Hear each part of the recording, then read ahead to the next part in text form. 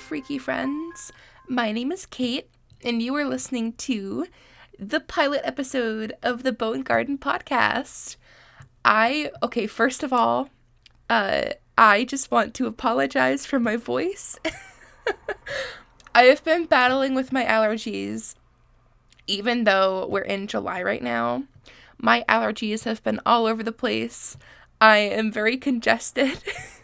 I'm very sniffly, and I'm so sorry for the quality of my voice. I promise you that I don't always sound like this, so please stick around. Don't leave me yet. Sorry, that was my air freshener. Wow, we're already a mess, and we're a minute in. So before we get into our first topic, or really anything having to do with the podcast itself, I figured that I would tell you a little bit about me, so that way we can be buddies, because hopefully we can be friends. This show isn't just for me. This show is for you too, and your friends and your mom. Maybe we'll see about the mom part. So like I said, my name is Kate. I am currently 24. I turn 25 next month, which is awesome. I am so ready to, be able to rent a car, because I guess that's the next big milestone, and then I work until I die. I am a Massachusetts native.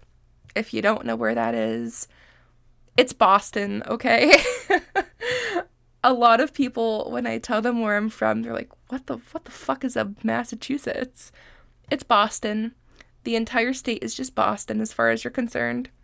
If you are from Massachusetts, though, hi, this place is awesome. I know I don't sound too enthusiastic. It's because I had to take Benadryl. So, the $1 million question is, why the hell do I want to do the show? Well, aside from my wealth of useless knowledge about creepy shit, I've always been so fascinated by serial killers. There's something about looking at these human monsters and just figuring out where, the parents went wrong, because it's not always just the killer's fault. There is a big argument between nurture versus nature that we can get into. But so I love the idea of researching the parents, figuring out that home dynamic, figuring out where the parents failed the child, where the adult failed, and where society failed. Because I've found that it's very easy to look at somebody like Ted Bundy, John Wayne Gacy, and just be like, oh, that's totally their fault. It's just a family thing. It runs in the genes. There are some killers that were raised in a perfectly normal, perfectly healthy home environment, and they still went on to be literal fucking demons. So just being able to look at all those different facets, figuring out what went wrong, and honestly just how we can improve as people, because as we'll get into in future episodes, there are a lot of serial killers out there and just that had severe mental health issues that were overlooked. And hopefully this show, in the cases that we cover, will also bring awareness to the completely fucked up judicial system. Because as we'll cover, there have been so many cases, and honestly, whenever I listen to other true crime podcasts, it just royally pisses me off. So they'll get these killers in custody, and they'll basically have them dead to rights. And then they get this bullshit sentence of, I don't know, I think it was John Wayne Gacy got like a 3-year sentence, and then he actually only served about a year and a half. I'm not too sure. I personally haven't researched Gacy yet. But anyway, the point is that when we have these examples of, I'm trying to think of another synonym, these detritus-dwelling pieces of fuck, and we can look at them and say, okay, well, this killer did X, Y, and Z in their heyday, and they got next to nothing for a sentence. We should be able to use that as a testament to why we need to reevaluate the judicial system. We need to make sure that everybody gets a fair trial, including a fair punishment. Because honestly, if you're doing the bullshit that Gacy did, you shouldn't be getting just a slap on the wrist. Nobody deserves to get away with what Gacy did. Anyway, I just got really off topic. I'm so sorry. Now, the second part of why I wanted to do this show is that and of course, because this show is also going to cover paranormal things too, I've always had this really weird, track record with the paranormal. I don't want to get too much into it because honestly, it could just be its own episode. Very long story short, I just moved back into my childhood home. I had an apartment with an ex-boyfriend for about a year. But while we were there, I would experience all sorts of things. I never saw anything at the apartment. It was more or less just a feeling. But I had one experience there, and it actually ties into our first topic. So when we were doing our little walkthrough of our apartment with the property manager, it was a second floor apartment, and it was gorgeous. The neighborhood was lovely. My neighbors were phenomenal. But so the property manager was showing us around, and there was this weird layout with 2 doors in the living room, and they had these rolling, I don't know the word, hideaway doors, where they're these 2 slidey doors on tracks, and they can tuck into the actual wall. But so there was one door on one side of the wall, and then there was another door on the other side of the wall. They were on the same wall. I don't know if I'm explaining this correctly. But so we were doing our little walkthrough, and my ex-boyfriend at the time looks at the 2 doors, and he's like, this doesn't make any sense. Why do they have these 2 doors? And then the property manager told us that the building was originally built in, I think it was 1890. And it was originally built and served as a funeral home for a while, and then it was eventually converted into an apartment building. What was happening in this funeral home turned apartment building is back in the day, all of the clerical work had been done on the first floor. Things like signing documents, consultations with families, casket shopping, all of that good stuff.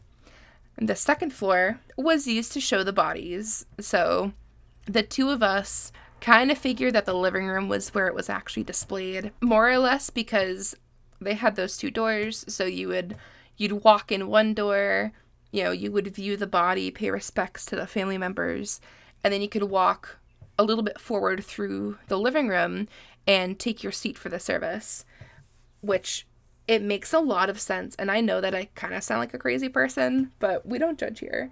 The 2 of us could not stand the living room.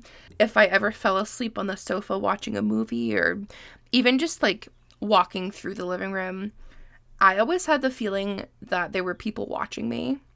Not person singular, not a dog or a cat or a frog. People plural, like an audience. So when we'd moved in and we gotten settled in, we figured, hey, that back portion of the living room where the hideaway doors kind of come out and cut the living room in half, that room is huge. We should just use that as the main bedroom. So that's what we did. We put the bed in the back portion of the living room, and for a while everything was fine. Again, I never saw anything, but I remember a couple instances where I was laying in bed. I think I was reading a book or something, and my ex-boyfriend, who I'm just gonna call my roommate because it's easier, so he would come into the room, get ready for bed, and he always made sure that those hideaway doors, that they were completely closed, like that they were completely extended, they were meeting in the middle, you couldn't see into the living room. I don't remember if he ever told me why, but I kind of figured that it was because that other half of the living room was totally fucking creepy. But then he'd also mentioned that there was one time that I'd fallen asleep, because I was always the one that passed out cold. Even when I would have sleepovers as a kid, and we'd be like, yeah, let's stay up all night, I was clunked. I could not stay up. But apparently there was one night that I had fallen asleep, and, the room's dark, obviously. he'd mentioned that he thought that he saw something, like, in the corner of the room, which is no thank you. I don't want any of that. But I personally never really had, like, any freaky experiences in the bedroom. But for me personally, the creme de la creme, the pièce de résistance for the apartment, as far as creepy shit goes, was my office. So this apartment, just for context, was a 4-bedroom apartment. And we didn't have any kids. We were just like, oh my god, this apartment is so cheap. We're just gonna get this fucking apartment and live here for as long as we can. And then we broke up. So, but so one of the bedrooms, it was on like the very far end. It was the farthest bedroom in the entire apartment. When we'd gone for the walkthrough, I fell in love with this room. I didn't know why. There was just something about it that I wanted to be there. He, on the other hand, couldn't stand that room. He told me at one point that he'd heard, like, almost like movement, like, as we were packing to leave the apartment to go our separate ways. He'd mentioned to me that there was one time that he was already at the apartment packing, and that he said that he thought that I was already there. Like, we'd talked about plans, like, I was gonna come over after work, we were gonna finish, you know, boxing up some stuff. But so he thought that I was already in the apartment and that I was in the office because that's where most of my things were. So he was packing up his stuff, and obviously with us moving out, the apartment was almost completely fucking empty. Obviously, when a space is empty, you can hear things a lot easier. And he told me that, so he was packing up his stuff, and he heard what very distinctly sounded like somebody moving things around in my office. And so apparently he'd called out to what he thought was me, like, oh, hey, I'm back here, I'm just packing. And I didn't answer because I wasn't there. I also remember one other distinct event. I had a friend over at the apartment. If you're listening to this, Courtney, I fucking love you. I hope you're thriving. We haven't talked in so long. We need to reconnect. But so my friend Courtney was over. So the 3 of us were in the living room, and we were like watching, I think we were watching Step Brothers, which that movie is amazing. We had so much room for activities. But so we're all in the living room, and it was the dead of winter. It was fucking cold. We didn't have our gas heat on yet because the property manager didn't come upstairs and turn on the furnace, and we were stupid, so we didn't want to touch anything. So we had space heaters going. So we had the TV on, we had like the lights and all that. A point of the matter is we used too much electricity and we blew a fuse because we were idiots. So Courtney left. She was like, well, there's nothing left for me to do here. I'll see you guys when I see you. So she leaves, and it's just the 2 of us. And we're walking through the apartment trying to figure out, like, if there are any rooms that had electricity. The only 2 rooms that had electricity were the bathroom and the office. Because those 2 rooms, they were right across from each other. Like, you could throw a pebble in the bathroom and it would hit, like, the back wall in the office. I was like, hey, you know, I have a spare TV in the office with an old sofa that my great aunt gave me. I was like, let's just go, like, watch a movie in my office until we're tired, and then, you know, we can go stumble through the darkness into the bedroom and just go to bed. So we go in there, and, you know, we're watching whatever the fuck it was on, like, HBO, and he fell asleep. I didn't want to wake him up, so I'm pretty sure, and I'm so sorry if you're hearing this, I'm so sorry that I did this to you. When we were first moving in, he told me, I never want to be in that room overnight. Like, I don't know what he felt there, but he told me, sorry, that was my stomach if you heard that. But no, so he told me, I never want to be in that room overnight. He was like, I feel like there's something wrong in here. And I ended up letting him sleep. I think it was only for a couple hours. Like, I laid in my bed, and he'd woken up, and he was like, why did you let me sleep in there? And I was like, you're tired. You know, you need a rest, you know, recuperate. But no, he always swore back and forth there was something not right with that room. And when I would be sitting in there, just like I am now, I live in my mom's attic, which I'm literally moving up in the world. This house is very haunted. Again, that's a story for another time. When I would be sitting in my office, I would get the feeling that something was right behind me. And honestly, I mean, it could just be that I mentioned it. I kind of get that feeling here in the attic as well. My grandfather used to live up here and all sorts of experiences. But yeah, I kind of got the heebie-jeebies in the office by myself, but it was never really anything scary. And then one day I decided, you know what? I'm going to be a little asshole and I want to talk to this thing and figure out what it wants. I'd always sworn that I would never use a Ouija board, so I was sensible. I didn't get one. I went to Amazon and I got dowsing rods, which are these L-shaped copper rods. They were traditionally used for, I think it's called water witching. But so, long story short, you would hold one rod in each hand. You'd kind of lower them a little bit. And you'd ask questions. And whatever you were speaking to would do something like either crossing the rods, like in the middle for yes, swinging the rods outward for no. Their dowsing rods are so fucking cool. But so I was like, hey, I'm going to try to ask some questions. So I'm sitting there in my pajamas in my office with these like $10 dowsing rods, which, yeah, it was $10, but the terror was fucking priceless. So I'm sitting there. I start asking questions. I was like, is there anybody here that wants to communicate? And those rods crossed. I was like, okay, cool, I guess. I don't know how to conversate with you. So I asked my first question, which was, did you live on the property? And the rods indicated no. Kind of figured that they just worked there. My second question was, did you die on the property? Because just because you didn't live somewhere, that doesn't mean you didn't die there. And again, the rods pointed to no. And so I'm like, okay, cool. Maybe this place is just significant to you. As we'll cover in future episodes, you don't have to die on a property for you to haunt it. More often than not, if a spirit passes away peacefully, they tend to inhabit the space that they're most comfortable with, that they're most familiar with. Violent deaths, things like murder and suicide, those are different circumstances because those deaths were very traumatic, and more often than not, those spirits have unfinished business. So, again, a topic for a different time. I know we're getting into a lot here. But so I'd asked it, did you die here? No. And then I'd asked if it worked here, and it did. And then the final thing that I'd said to it was, I love this building. I love being here, and I'm hoping that you and I can be friends. Do you want to be friends with me?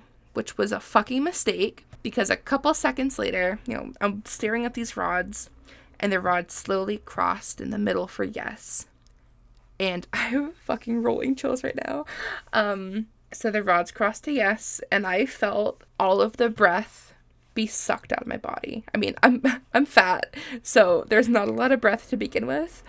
But it felt like the rods crossed and the whole room just, all of the air was gone. I had never felt that kind of stillness. And then like a second later, on the door behind me, all I hear is 3 knocks, like somebody is asking to come in. When I tell you that my heart dropped out of my asshole, it did. It left a dent in the floor. So I'm freaking out. I look at the rods and like, thank you for your time. Please don't contact me in any way other than using these rods. Thank you and good night. Put the rods down. I jumped out of the chair. I grabbed my phone. I called a friend. So that way, if I were going to get murdered, there would be somebody that knew that it happened. And then I grabbed a baseball bat that I just like kept in my office. I unlocked my office door. I go out into the apartment. I check. Stomach, shut the fuck up. I checked every single room and nobody was there because my ex-boyfriend had been working that day. Checked every door. Everything was locked. All of my windows were closed. There was no fucking way that anybody was in there. And then like jumping forward like a couple days, I ended up actually seeing my upstairs neighbor, and I was like, hey man, I have a really weird question. And I was like, I heard some knocking in my apartment. I didn't know if maybe like, you were coming upstairs and you bumped the door or anything like that. And I knew that it wasn't like a bump sound. There's a very distinct difference between this and this. Very fucking distinct. There was no way that he just like bumped the door. But he was like, no, I haven't knocked on your door. I'm sure that I didn't bump anything, because he tries so hard not to bug us. So it wasn't the neighbor, if that's what you're thinking. But anyway, so I ended up calling my roommate that day. And I was like, hey, I'm freaking the fuck out. I need you to come home from work. So I pick him up. We walked through the apartment. And I was almost in tears. And the thing is like, I only ever saw one thing. Again, story for a different time. I'm taking up so much fucking time right now. But I never saw anything in the apartment. But standing in that apartment, it felt so busy. Like when you're in like a crowded room and it feels like electric. That apartment felt like one of those like novelty Tesla balls that you put your fingers on and your hair would stand up. It was crazy. But so we were standing in the living room, and he basically told all the spirits to go fuck off and to leave me alone. Activity died down for a long while, and then we moved out. The long and the short of it is, oh dear God, I've taken up so much time. I am tired of being afraid of the paranormal, and I want to be able to research and explore what goes on after we die. I want to go through all of that creepy dark shit, and I want you guys to come with me. That's why I'm here. Ta-da! It's always so crazy when I tell these stories because, I mean, oh my God, I sound nuts. But whenever I tell these stories, I'm like, oh my God, the skeptics are going to eat me alive. And honestly, people can believe whatever they want to believe, whether you acknowledge the existence of spirits or not. Just... Okay, I'm going to make a deal with you guys right now.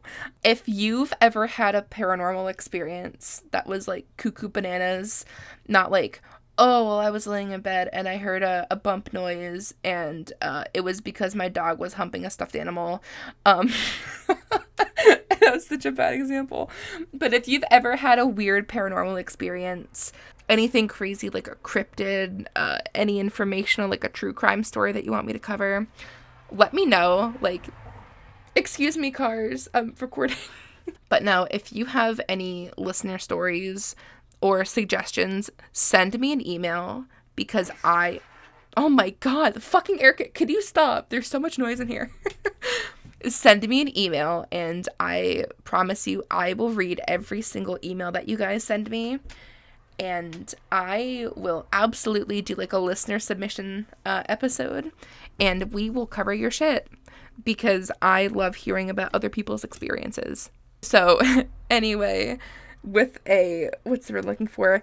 Absolute fucking shit show of an introduction aside, we are going to get into our first topic, Ouija boards.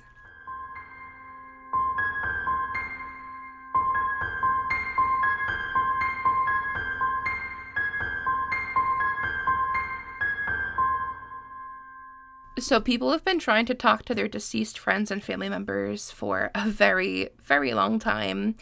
One of the oldest recorded communications that I could find dated back as early as 1100 AD in China, and they'd used a method called spirit writing. So spiritualism didn't really become super popular in the United States until around the 19th century, and that was more or less because the United States was basically just this realm of fucked upness.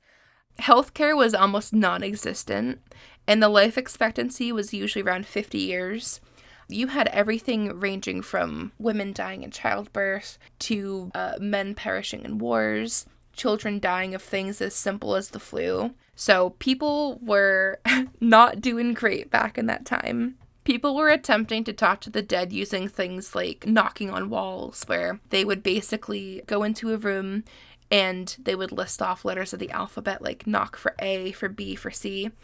and the spirit would knock on the wall in correspondence to a certain letter. They would host seances, and then other forms of divination, which we can definitely get into because things like divination are so fucking fascinating. So if you guys are interested, we can definitely cover that eventually. But so in 1890, there was a man named Elijah Bond, and he came up with a method for talking to the dead that was called a talking board. If you live under a rock, a Ouija board or a talking board, it's a square board that's usually made out of cardboard, but sometimes they're made out of wood. And it has the word yes in the upper left corner, the word no in the upper right corner, and then the word goodbye is usually written along the bottom. And then you have the letters of the alphabet and then numbers 0 through 9 underneath. Each talking board came with a planchette, which was like a teardrop shaped or like heart shaped piece of plastic or wood. And it had the circular cutout in the middle. And the idea was that, you'd ask a question and the spirit would manipulate the planchette, and that circular cutout would reveal the letter or the number that they were trying to spell out for their answer. So there was one night in 1890 when Elijah was using a talking board with his sister-in-law named Helen, and it was thought that Helen was some kind of a medium or like a paranormal sensitive. And Helen, being an absolute bad bitch, she asked the board what they should call it, and the planchette ended up spelling out the word Ouija, which is Ouija. I did a little bit of research, and the word Ouija is actually an ancient Egyptian word that means good luck, which that is so ironic because this board is not good. So from then on, the board was marketed and known as the Ouija board. Now, Bond ended up going into a partnership with a few other entrepreneurs, and their names were William Fuld, Charles Kennard, and Colonel Washington Bowie, which I fucking love that name. So the men go into business together, and they see the talking board / Ouija board as a total fucking cash cow. And while boards like the talking board existed for ages, Bond and his partners patented their concept for the board, and that patent was official in February of 1891. So technically, Elijah Bond was the inventor of the Ouija board, but there were other methods back in the day that looked a lot like it. So shortly after their patent got approved, advertisements for the board began circulating in 1891, and these advertisements would say that the board was, quote, a link between the known and unknown, the material and immaterial. The board at the time was advertised for $1.50, which sounds like nothing, but inflation exists, and $1.50 back then equated to just about $30 nowadays. So the big question is, how did the Ouija board end up in the hands of Hasbro? If you don't know what Hasbro is, like if you don't live in the United States, it is a massive toy and board game company here. So eventually Bond, Kennard, and Bowie, they decided that they were calling it quits. So they didn't want anything else to do with the board. They're tired, they're getting older. So Fuld ended up being the sole owner of the patent, and in turn, he was the owner of the Ouija board. Fuld would actually go on to claim that he was the inventor of the Ouija board, but technically, that's a load of dog shit, because technically Elijah Bond invented it. But regardless, Fuld was just this greedy little asshole, and he ended up pushing forward to get the exclusive rights to make the Ouija board. He would even go so far as to sue other companies that attempted to rip off the board, which is understandable. It's a smart business move, but you don't have to be a dick about it. Fuld would end up keeping the patent all to himself until he died in 1927. It's interesting how Fuld actually died. He fell off a roof. That's simple. He fell off the roof of a new factory that he was getting built in order to manufacture more Ouija boards. And apparently, the board told him to build this factory. So that's fucked. But eventually, Fuld's assets were sold to the Parker Brothers in 1966, which is another toy and game company from back in the day. In 1967, the Parker Brothers ended up selling 2 million Ouija boards. Just 1 year. That's absolutely insane. Later down the line, in 1991, the Parker Brothers ended up selling the rights to the board to Hasbro. From there, really, the board just kept getting more and more popular. And to this day, it's one of the most popular games because people just have morbid curiosities. And as far as most folks are concerned, Ouija boards are harmless. But that isn't always the case, as we're going to get into. A lot of skeptics believe that the board is really just an oversold hoax and it just capitalizes on mourning families and friends, and that it actually uses pseudoscience to convince participants that a spirit's talking to them. A good example of this pseudoscience is something called the ideomotor effect. So the ideomotor effect theorizes that people have these itty-bitty microscopic movements in their body and that people will subconsciously do things. Good example here at the board is that they believed that players would subconsciously move the planchette to spell out answers that they believed to be true or that just were true in general. On the other end of the spectrum, people that believe that the board is real and that actually does things believe that the board opens portals that allows, I don't like to use a D word, inhuman spirits to enter the lives of unknowing people. Some people claim to have experienced paranormal events in their homes after using a board, and other people even go so far as to report violent attacks and even possessions after using one. So that is the absolutely bonkers history of the Ouija board. And now we're going to actually get into how to set up for a session, as well as what you should do and what you shouldn't do, because there are obviously rules and you have to stay safe. And I just want to preface this next bit by saying just because we're covering this does not mean that I'm giving you the green light to go ahead and buy a Ouija board.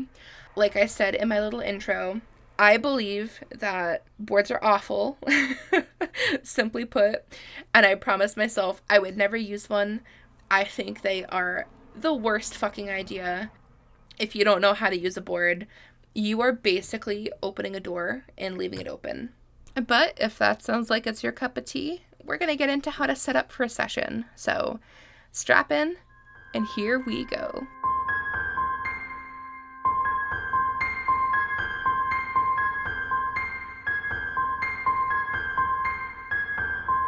So the first thing that you should do when you're preparing to have a Ouija session is you want to find a place to do it that's actually safe. A lot of people just have these sessions in their homes because it's convenient. But as far as I'm concerned, if it's where you lay your head, don't fuck with the dead. Like, you don't want to do this in your house, man. Like, don't do it. Go to like a hotel if you're going to do it. Some people go to cemeteries, which is just very disrespectful.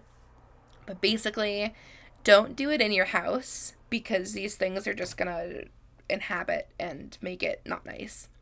So the very first thing that you're going to do is you're going to cleanse the room that you're hosting your session in. If you're doing it outside, you still want to kind of follow these steps. I do want to clarify that there's a difference between cleansing and smudging. And honestly, shout out to the New Witches podcast. They have very quickly become one of my favorite shows to listen to. If you guys do happen to hear this, Maria and Laura, I am obsessed with you two. They have an episode called, I think it's called Ethical Witchcraft, Smoke Cleansing versus Smudging. It's episode 24 if you want to listen to it. But basically, smudging is a very sacred ritual. And a lot of people, when they're doing a cleansing, their first thought is either white sage or Palo Santo wood. And as far as cultural appropriation goes, unless it's your heritage, you should not be touching those materials. Palo Santo and white sage are used for very, very special ceremonies, and they're both gradually becoming endangered because they're being over-harvested, because people in the Western world are like, oh my god, like, I want to go get some white sage and wear a flower crown and do all this other stuff. It is incredibly disrespectful for you to go out and buy white sage. A lot of places like Walmart, they're actually just selling it willy-nilly. Please be respectful of other people's cultures. If it is not your culture, please don't buy it. Please don't use it.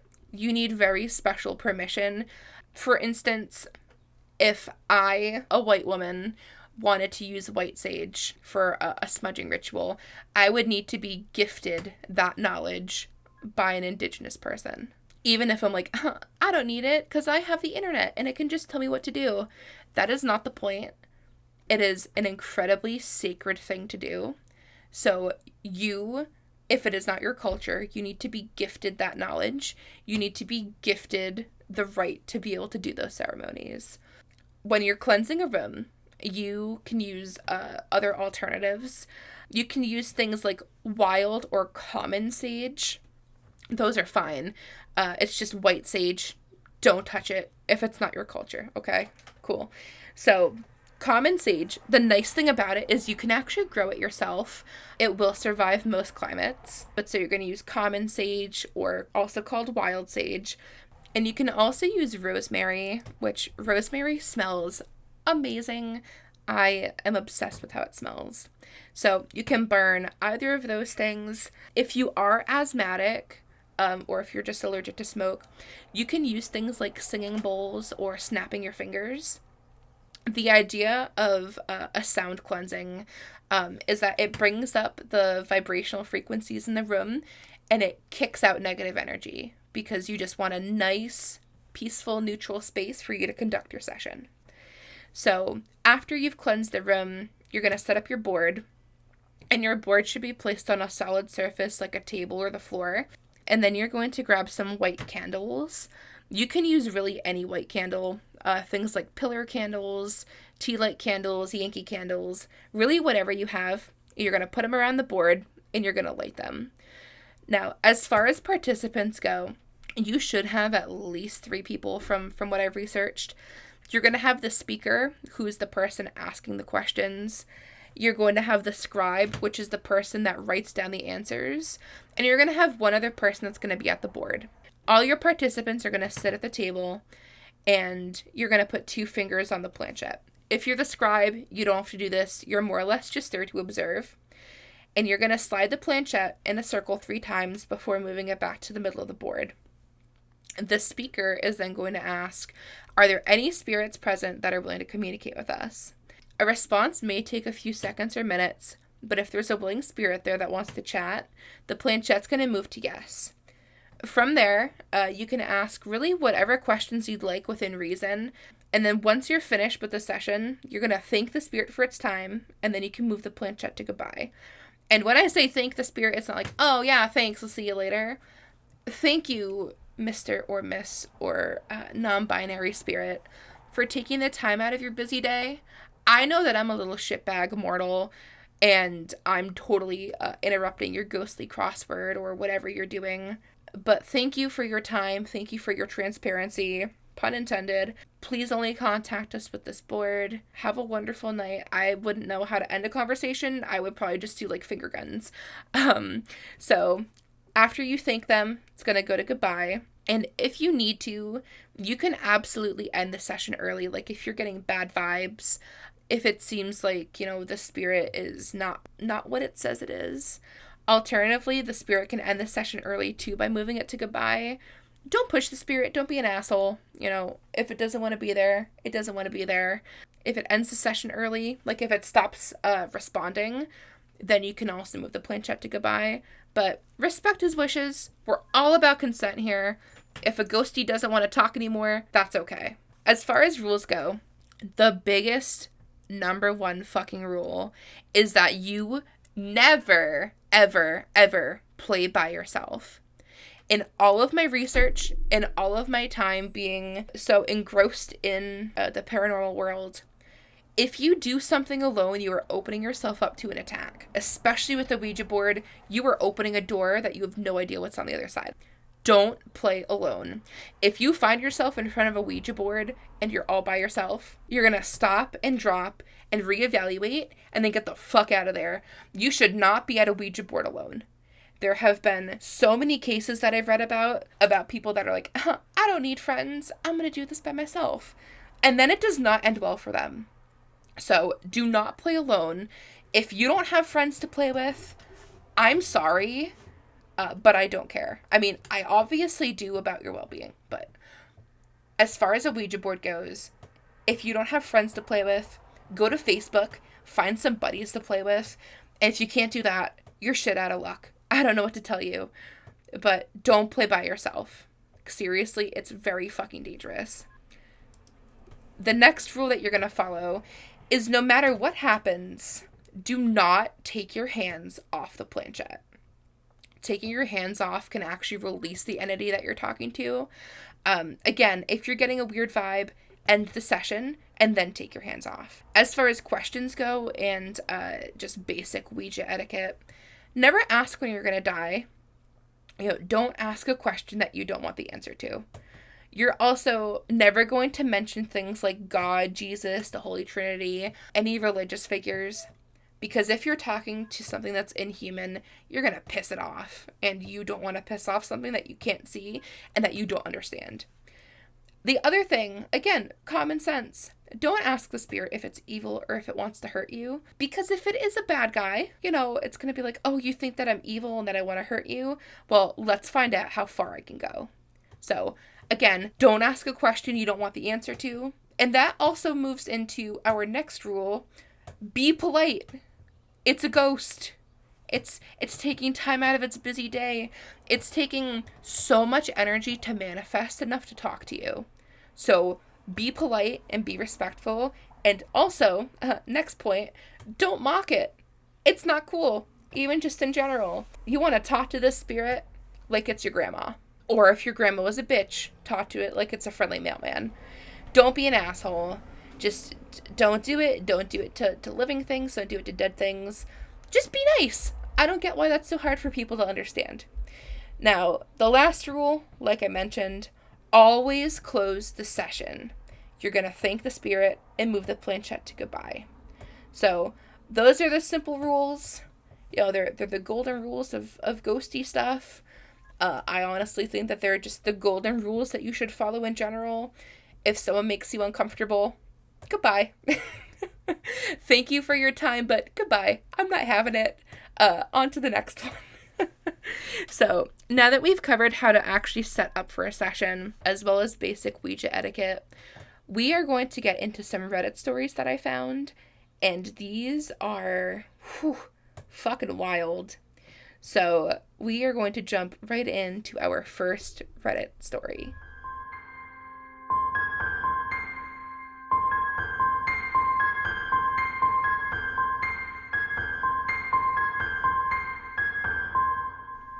So the first Reddit story that we're going to go over was actually submitted to a thread on Reddit, and it was submitted by somebody named, I think it's Krina7 or Krini7, and they wrote, I actually have a story that I've never really fully told anybody. My mom began dabbling in the occult.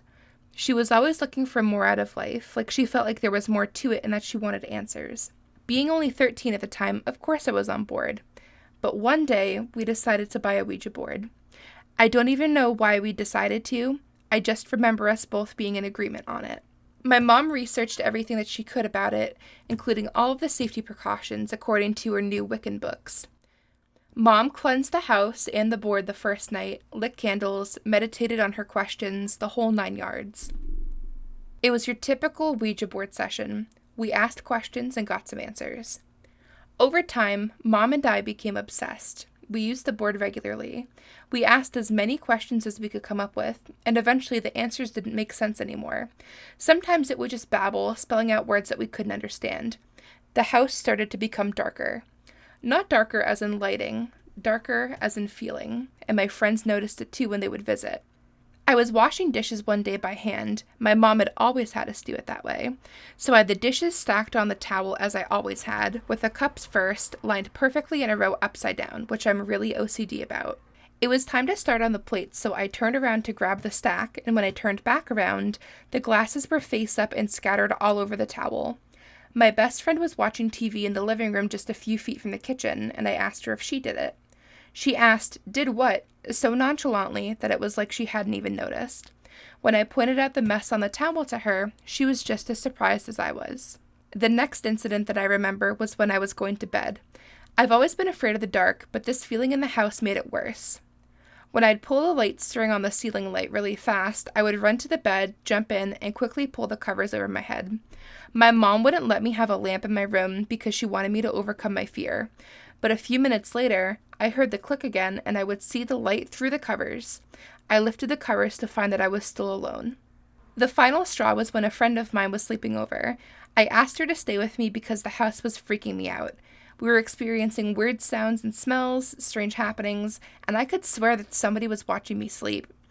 I can't even remember what scared us so bad or even what transpired before that. I can't remember anything that we had done just while hanging out that night. But I remember that we were terrified and we both ended up running into the bathroom and we locked the door behind us. Something was banging on my bathroom door at us for what felt like an hour. Suddenly it stopped. Almost as soon as it stopped, I heard the front door open and shut. My dad had finally come home from the store, but my friend and I were still screaming and crying. We couldn't stop. I never felt fear quite like that before or since.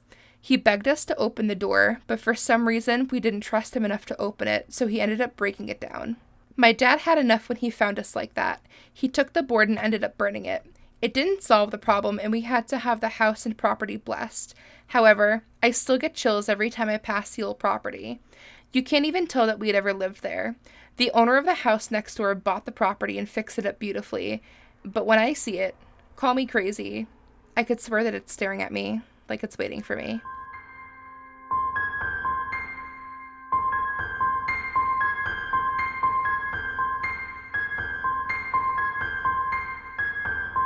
The next Reddit story that I have for you guys is called Why I Will Never Use a Ouija Board Again, and this was submitted to Reddit by user SaltyChips2019. The following is a true story. It happened to me when I was in the 7th grade. Whether you choose to believe me or not, it's completely up to you. As of right now, I'm a junior in high school and my typing skills and grammar are probably not the best, so please bear with me. So it was the summer of my 7th grade year, so I guess that you could say that I was in the 8th grade. I went to a small private school during middle school. The school was so small that it probably had about 80 kids at most, ranging from kindergarten all the way to seniors in high school. In my middle school class, it was me and 5 other boys as well as 2 girls. All of the guys were in my grade at the time, and since there was almost nobody at school, we always had the same classmates, and I made some really good friends. 2 of them, in fact, I still talk to and consider them my family. But I won't bore you with the minute details. I was at my friend's house, and the 2 guys that I mentioned were fraternal twins, so it was the same house. We would have sleepovers a couple times a month on weekends during school, but it was the summer, so I basically spent my summer at their house. We have all always been huge horror fans. We love horror movies, playing scary games, telling scary stories, and all of that good stuff. I decided to bring over a Ouija board that I borrowed from a different friend for the night. It was a typical night staying there, but I did hide the fact that I brought the board over because their parents were religious, even though they were young and pretty chill with most things that we did. So, we just hung out. We played basketball, Skyrim, and Call of Duty, and then we ate and watched a movie. We were going to end the night by using the board. We planned on going all out. We were in their slightly finished basement, which was pitch black because there were no windows. So I brought the Ouija board out and we Googled the big rules for using it. So after all agreeing to follow the rules no matter what, we were about to start. The rules that we went by were the following. Use only candlelight for better effect. Do not take your fingers off the planchette. Say goodbye after we're done, and if it's a demon, we say goodbye immediately and burn the board. I honestly didn't expect anything to happen despite the effort. But then we started. Candles were lit, the room was dark, and our underwear was full. We started off with the super cliche question, is anybody there? Being the douchebag that I was, I tried to move it myself to scare my friends, but they saw right through it. I laughed and we carried on. We all asked at the same time, is anybody there? And nothing happened. We were starting to get discouraged, so we said goodbye and waited until exactly midnight to try to get a better effect. We watched a movie to pass the time, and at exactly 11:59 we went back to the Ouija board to ask the same question again. This time, we actually got an answer as the planchette glided to the word yes, and all 3 of us were accusing each other of moving it. We all looked at each other with serious faces and swore on our lives that we were not moving it. So we asked a question to the board that only the spirit would have known. We asked when the house was built, and it spelled out 1956. So my friends had no idea when the house was built, and they Googled it on a house finding website kind of like Zillow. We looked and confirmed that the house was in fact built in 1956. We all still had our hands on the planchette as to follow the rules. We were all kinds of freaking out, but also kind of excited that it really worked. We asked them if they died in the house, and it shifted to yes, and we were all shitting bricks at this point. So then they were curious, and we asked, where exactly? And it spelled out the word basement. We immediately looked at each other, and we were seriously about to scream and quit the game, but I said that we can say goodbye and quit anytime we want to, so we gathered our wits and tried to calm down. We then asked, where are you right now? And the planchette didn't move for a couple seconds, but then it spelled out the word walls. Using our knowledge of horror movies and games, we assumed that the spirit meant that they were murdered here and stuffed in the walls, so I got scared and asked, do you want to hurt us? The planchette shot over to yes so fast that our fingers couldn't keep up with it. We screamed, and at the same time, the candles all spilled over onto the blanket next to us and it caught up in fire. We were all screaming, and my friend grabbed a couple bottles of water and spilled them on the fire, and it died down. We all stood still for a bit and were so scared I can hardly describe the level of fear that I had that day. I felt the blood drain from my head and I felt cold and lightheaded. We didn't say goodbye after that. Instead, we started the fireplace at their house and doused the Ouija board in lighter fluid and then tossed it into the fire. Nothing really happened after that, and all was good for literally years until this last weekend. I still stay the night over there on occasion because they're my best friends even now. I was over there and we were messing around in the basement, and I found the planchette behind an old iron heater in the corner of the room. I grabbed the planchette and showed it to them, and I brought up the experience that happened a couple years before, and then I asked them if we should burn it. They said that we probably should because we were firm believers at that point. When I went to bring it upstairs so we could start the fireplace, I accidentally dropped it on the floor. You know how some planchettes are shaped like a triangle? This one was almost shaped like an arrowhead, and it seemed like it was pointing to the wall, and I felt like I was getting some sort of PTSD from what happened before, and since it was just me and one of the twins in the basement, he looked at me and I looked at him. I said, "Dude, behind you. Oh my God," just to try to scare him, and when he turned around I yelled, and I grabbed him, and he screamed and pushed me into the wall even though I was only trying to scare him as a joke. I landed into the wall and I put a hole in it. The second twin was worried and came running down, and when he saw the hole in the wall, we all started laughing. I looked at him and I said, "I bet you won't put your hand in the hole," and he said, "Well, you're fucking right I won't," and chuckled. I told them that I would do it, but it was only so that I could scare them again. I stuck my hand inside the cold hole and I noticed that there was actually a fair amount of space inside. I was just about to act like something grabbed me and scream when I felt something hard and sharp. I was confused, so I grabbed something and I brought out a tooth and screamed, "Hell no!" And all of my friends freaked out and we ran upstairs. We told their parents everything that happened even from years before, and at first their dad did not believe us. So we had him look in the hole, and in there was a flat surface, and on top of it rested some kind of shiny, waxy-looking substance, along with various bones including some teeth. After their parents talked about what to do, they decided to ask about the previous owners and do some research that might explain what the hell all of that was. As cliche as this is going to sound, in 1959, a man was killed by his wife because he cheated on her with somebody else he met, and in anger she stabbed him to death when he was fixing a broken floorboard and then stuffed his body into the walls to hide the evidence. The police searched the house after she reported him missing, and she became the #1 suspect as they noticed a horrid and putrid stench from the basement. And after discovering the mostly decomposed body of her husband, they apprehended her and she was sentenced to 60 years in prison.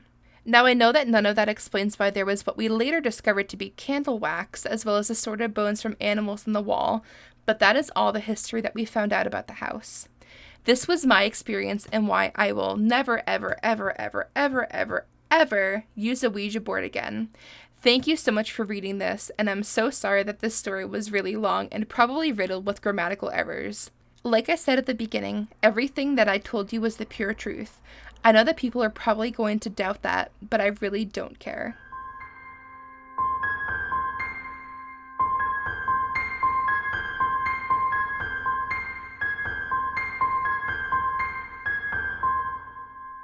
So it looks like we do have time for one final Reddit story.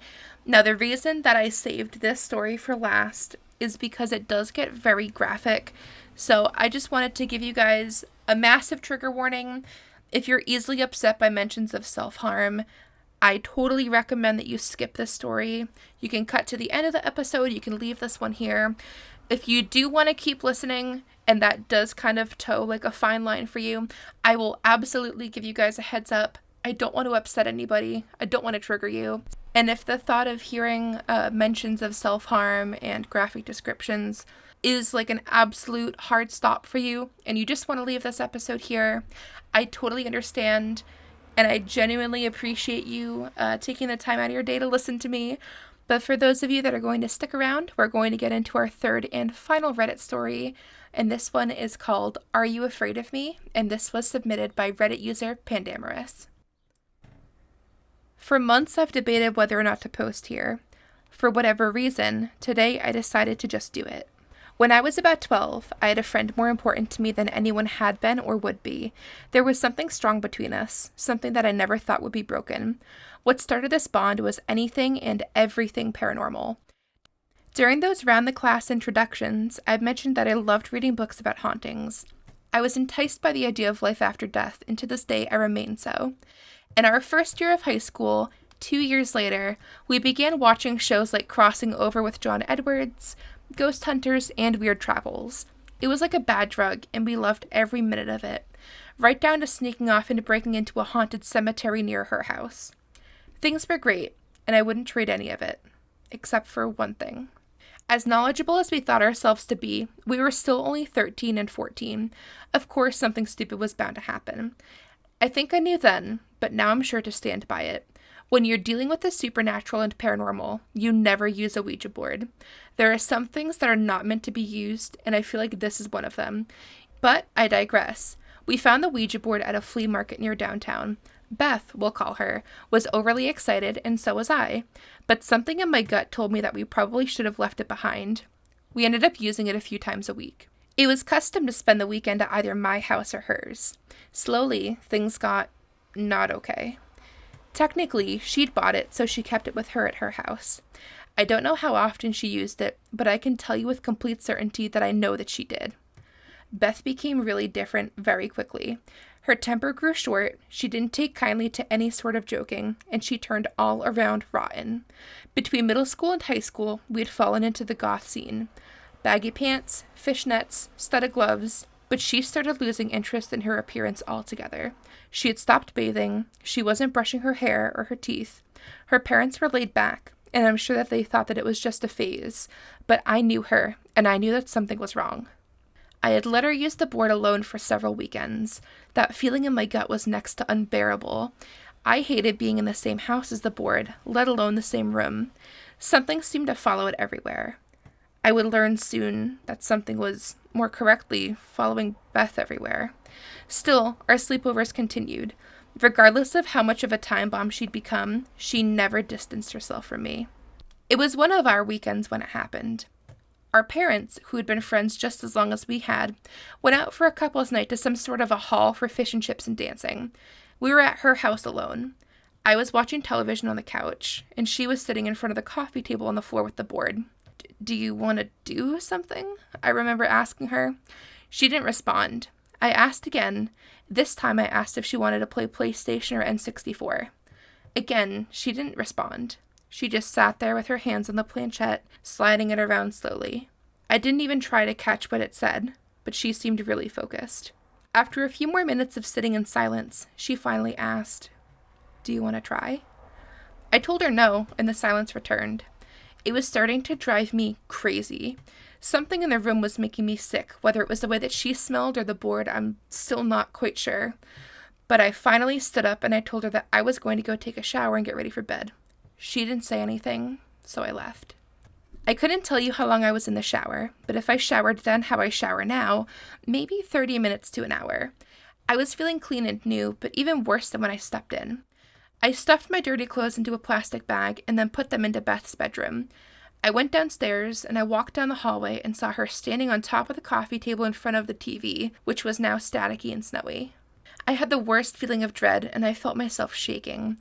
That kind of shaking you get after you vomit, except I hadn't gotten sick yet. She was standing there, staring at the ceiling, with her elbows in and her palms up.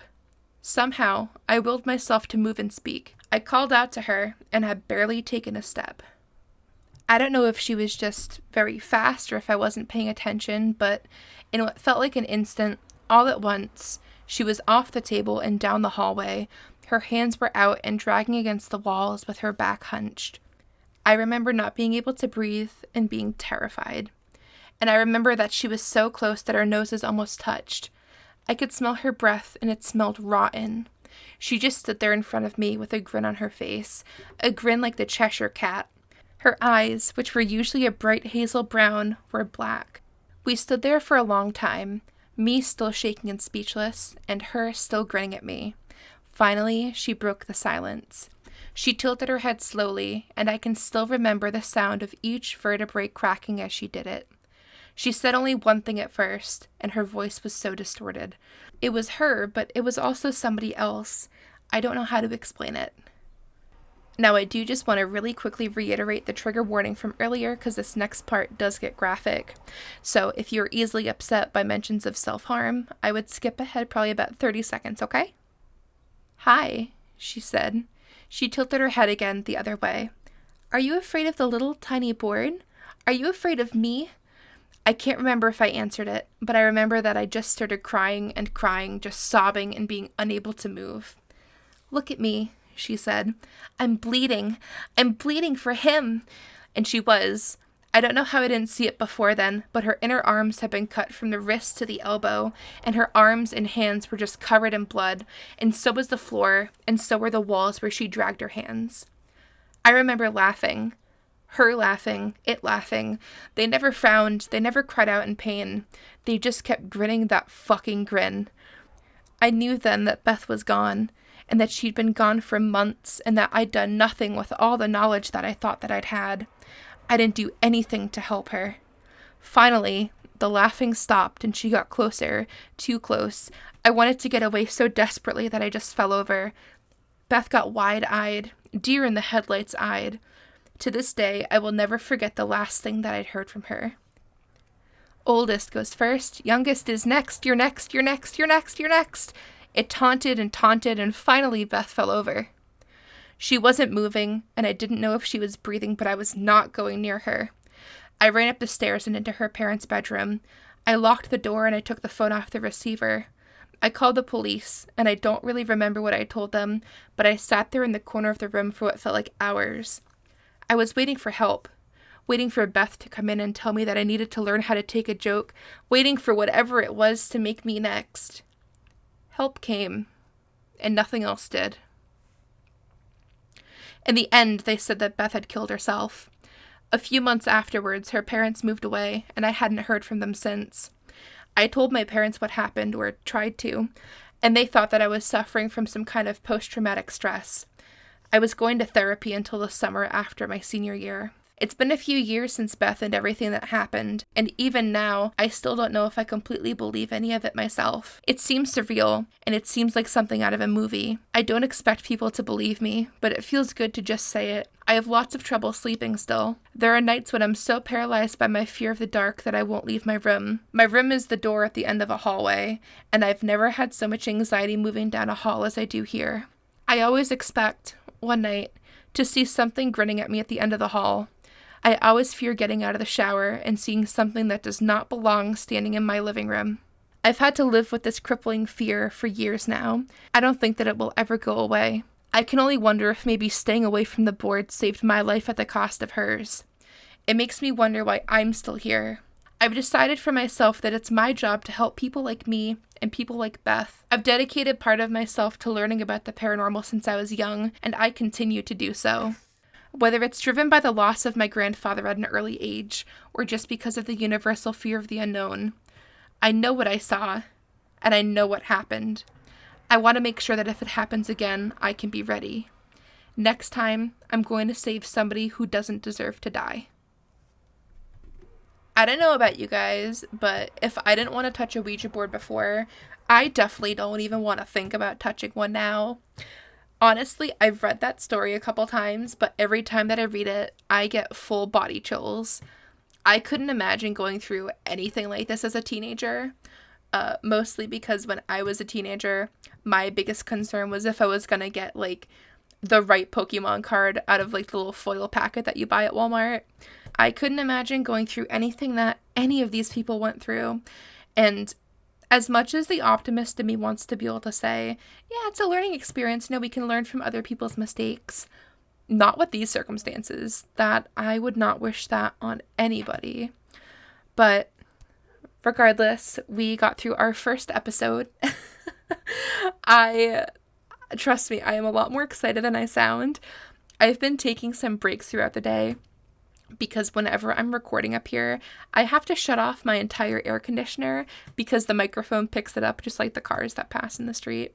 So I have been sweating buckets all day, but we got through it and I am so excited. I'm going to get this edited as fast as possible and get it put out for you. And really, I cannot overstate how fucking pumped I am to finally be doing this show for you guys and with you guys. This show has been literally years in the making, and the fact that I finally have a pilot and I finally have everything all together, I'm so happy. I don't know if you can hear it, but it's so funny, because when I originally decided that I wanted to do a podcast, I was like, it doesn't seem like that much work. You do some research and you just record. You put a mic in front of your face. It's literally like doing a book report or a research paper every fucking week. So if you have a favorite podcast, definitely go give them some love because this is a lot harder than it seems. Even things as simple as editing. I don't know anything about audio editing. I use Audacity, and everything is very cut and dry and to the point, but it's all a learning process, so I really appreciate you guys taking the time to listen to me here. I really appreciate your understanding if I don't sound super great, because I've been fighting allergies all day, but I so look forward to the future of this podcast. I have an amazing feeling about it, so hopefully you guys enjoy it as much as I do. If you have a recommendation for a future topic, if you have any personal, paranormal stories or anything creepy like that, please feel free to email me because the podcast does have an email. That email is thebonegardenpodcast@gmail.com. No spaces. Oh, I just lost my voice. No spaces, no fancy letters, just thebonegardenpodcast@gmail.com.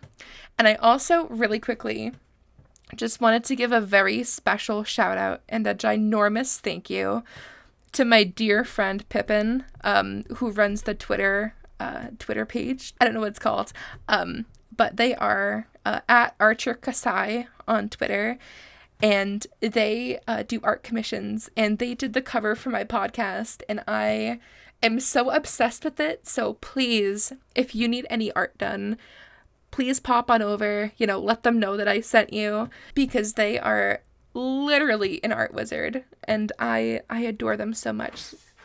Fucking air freshener.